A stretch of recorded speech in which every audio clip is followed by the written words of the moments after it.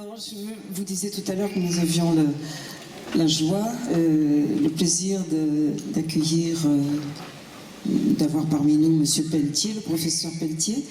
Est-ce que vous pourriez monter sur scène, Monsieur Pelletier, nous dire un petit mot, s'il vous plaît? Docteur Rico, Audrey Rico, vous voulez bien également?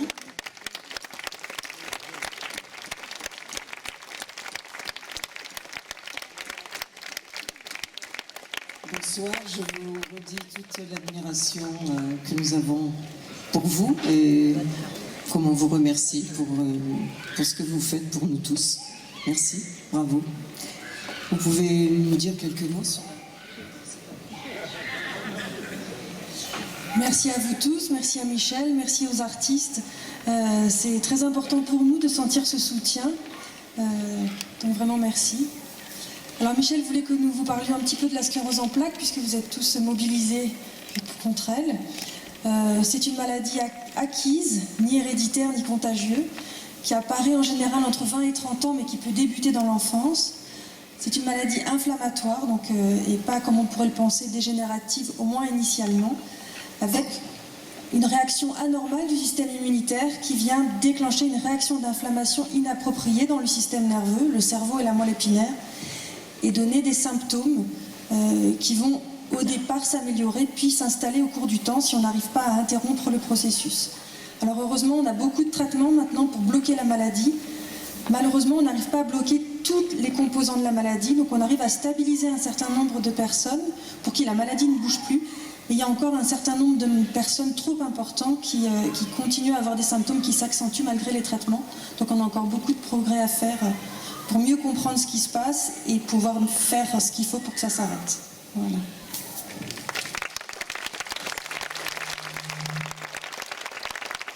Juste dire un mot pour remercier Michel et Romain de l'investissement que vous donnez pour essayer de faire avancer les choses dans cette maladie.